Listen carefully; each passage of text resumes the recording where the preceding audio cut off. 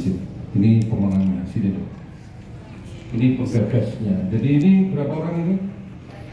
Oh, bisa 200 miliar, ini tuh 1 miliar bisa. Bapak Imsad. Ya, Assalamualaikum warahmatullahi wabarakatuh.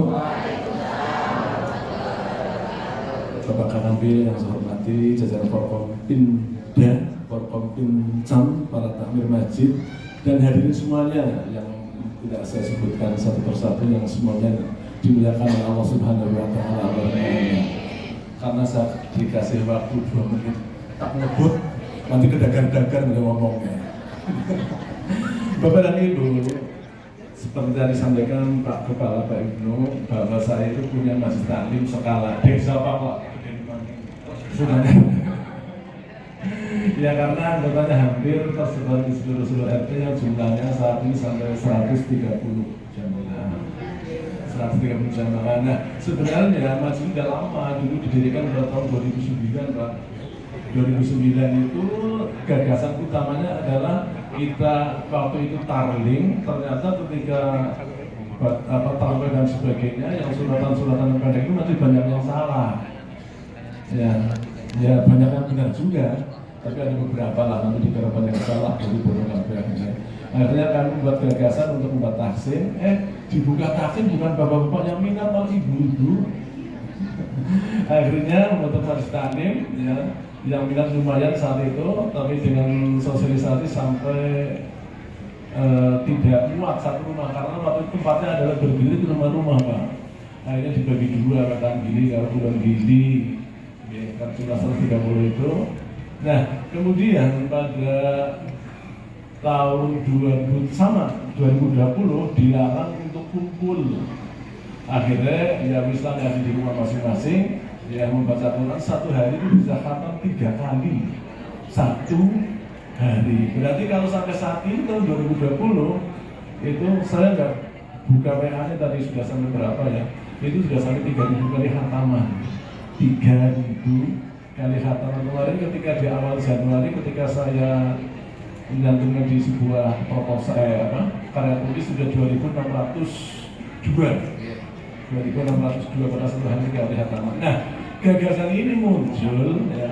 Itu yang pertama memang banyak jamaah yang kurang mampu, banyak yang terlilit hutang. Saat itu kita punya UPZ sebenarnya Pak, saya sendiri bagian dari UPZ. Kita mengajukan program dana yang terkumpul itu jangan semuanya untuk tasarruf konsumtif. Tapi setiap tahun kayak ini momen-momen habis di buku Muharram ini Pak, santunan habis, mau lagi ngumpulin lagi, ya nanti untuk modal seperti apa? Akhirnya saya menggerakkan majelis taklim kita bentuk itu untuk menggerakkan infak produktif yang sistemnya adalah infak tunai, menjaga pokoknya, memanfaatkan jasa atau perolehan pengembangannya. Caranya yang pertama dengan digulirkan Pak. Data yang terkumpul, ya, saat itu ya bermula dari 1 bulan sekitar 1.500.000, kadang ada yang sampai 2 juta, kita mulai gulirkan. Kemudian sampai dana 1 bulan saat ini yang bergulir banyak Bu, 78 juta. Pokoknya di awal sampai 1 juta gitu Pak. Ini dikumpulkan saat ini modalnya 78 juta, tapi karena sudah lama program ini digulirkan tahun 2012, dikalkulasikan Mei 2012 sampai tahun 2025 sampai sekarang itu sudah menggulirkan 1,2 miliar. 1,2 miliar itu membantu para jamaahnya, dan alhamdulillah lancar karena ini jamaah. Biasanya kalau yang PNPM yang itu banyak yang macet ya, yang dulu saya punya kredit tani aja habis. Nah kemudian nah ini mungkin tanpa jasa Bu, tanpa jasa orang akan takut untuk tindakan langsung bakal bagaimana ini. Nah saat ini aturannya adalah jamaahnya. Ini nggak tahu ya jamaah. Kalau dia buat sini, jadi kita bisa membuat itu. Dan yang usaha yang kedua yang menghasilkan atau mengorientasi keuntungan ini adalah leasing atau pembiayaan. Ini ada orientasi keuntungan, dan ini adalah usaha yang paling minim modal, karena modalnya itu keluar ketika orang membutuhkan saja. Gitu loh. Jadi ini gambaran, dan alhamdulillah ini tahun 2017-an mulai nggak begitu besar sih, mungkin sekitar 600 jutaan lah sudah untuk pembiayaan. Jadi kalau dari dana yang terkumpul itu ya 2 miliar lebih. Itu gambaran pemberdayaan ekonomi itu masih stabil, artinya masih stabil dan potensi yang kumpul aja. Pak Camat untuk kumpulkan ibu itu biasanya harus senang, harus malah kadang-kadang sama dibuat ya.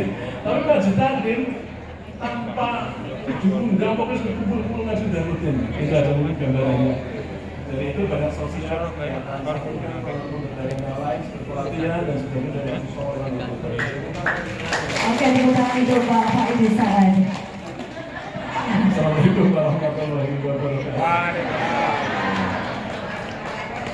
Jadi saya ngomong ya, Pak Dimas boleh pinjam nggak? Boleh asal menjadi, tapi aduh banget.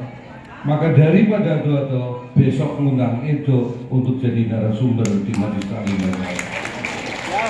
Pak Camat, ini pas sesuai dengan programnya Pak Bupati, pas sama dengan Trilas. Sudah hadir Ketua Basnas.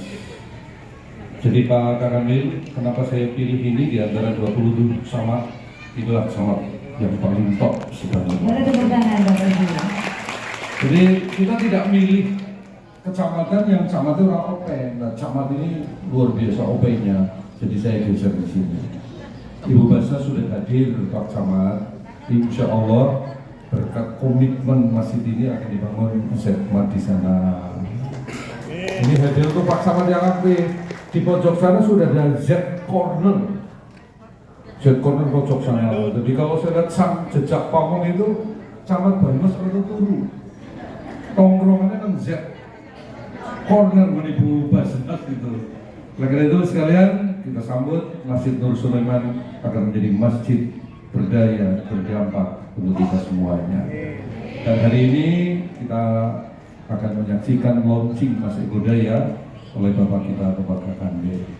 Jadi itu sekalian, sekali lagi terima kasih khusus pada panitia luar biasa 24 jam rapat terus bergerak. Semoga panitia ini termasuk salah satu di surat At-Taubah tadi, salah satu golongan orang-orang yang diberi petunjuk, dan kita semua akan masuk surga dan kumpul dengan penuh bahagia. Terima kasih. Assalamualaikum warahmatullahi wabarakatuh.